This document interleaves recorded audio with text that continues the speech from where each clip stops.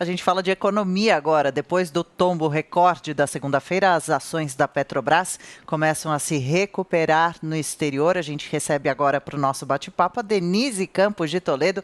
Uf, que bom, hein, Denise? O que motivou a reação? Olha, Adriana, na verdade tem um certo ajuste, porque ontem o tombo foi muito pesado, passou de 20%, já tinha caído bastante também na sexta-feira, em valor de mercado, a Petrobras aqui no Brasil perdeu mais de 100 bilhões de reais, não é? Então foi uma perda muito pesada, isso acaba oferecendo oportunidades de compra para quem considera o potencial de reação, de recuperação de resultados da estatal, então muita gente aproveita e acaba comprando. E há uma expectativa também em relação ao posicionamento do Conselho, que vai se reunir para definir se aceita essa troca de comando da Petrobras, se estabelece determinadas condições. Alguns conselheiros falaram que já há uma certa blindagem quanto a uma possível intervenção do governo em relação a isso. Se tentou passar o discurso de que não haverá intervenção nos preços, se discute a possibilidade de criação de um fundo com royalties do petróleo, né, com receitas que vêm sendo acumuladas, inclusive quando o preço sobe, o royalty é maior, né, mas tem repasse para os estados produtores, tem uma certa complicação aí,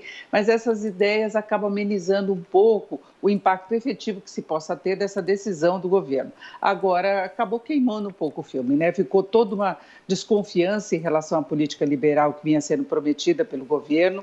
Outras estatais também tiveram uma queda forte. Vale lembrar que, tempos atrás, o presidente Bolsonaro foi contra uma política de redução de número de agências e de programa de demissões do Banco do Brasil. Então, tudo isso coloca em xeque o que se pretende fazer mesmo com a tal agenda liberal. Privatizações não aconteceram e, quando se pensa em equilíbrio de mercado, seria fundamental que a Petrobras, em algum momento, também entrasse nesse processo de revisão. Aliás, as refinarias estão sendo vendidas, o lucro da Petrobras também tem vindo muito desse enxugamento das atividades, ela tem focado mais naquelas áreas que são prioritárias e daí a reclamação também do mercado da troca de comando, porque a direção vinha obtendo resultados importantíssimos, reduzindo o endividamento, inclusive desfazendo tudo que ocorreu lá atrás por causa do intervencionismo. E a Petrobras, vai lembrar, não é uma estatal 100%, não é? Ela é uma empresa de capital aberto, com ações negociadas no mercado brasileiro, ações negociadas também no exterior,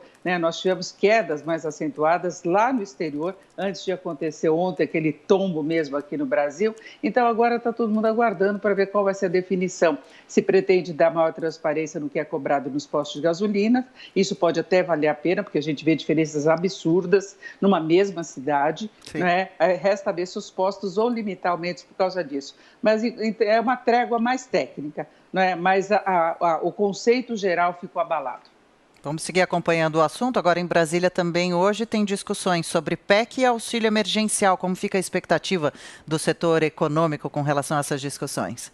Olha, a PEC joga muito para o futuro possíveis ajustes, né? Se as despesas chegarem num limite aí em relação a teto de gastos, em relação ao orçamento, comprometimento de orçamento, poderão ser acionados gatilhos que impedem, por exemplo, reajustes salariais, planos de carreira, qualquer aumento de despesa relacionado ao funcionalismo. Isso mais à frente. Também se pretende mudar aquela obrigação de gastos com saúde e educação, isso deve enfrentar muita resistência no Congresso. No caso da educação, por exemplo, pode invalidar parte do que foi obtido com a aprovação do Fundeb, né? Então, esses limites mínimos de despesas a serem direcionadas para a saúde e educação, que são duas áreas prioritárias. Agora, não haverá uma compensação imediata para o pagamento do auxílio emergencial. Haverá, sim, essa decretação do estado de calamidade que permite que se possa deixar de lado todas as restrições, com teto de gasto, lei de responsabilidade fiscal, regra de ouro.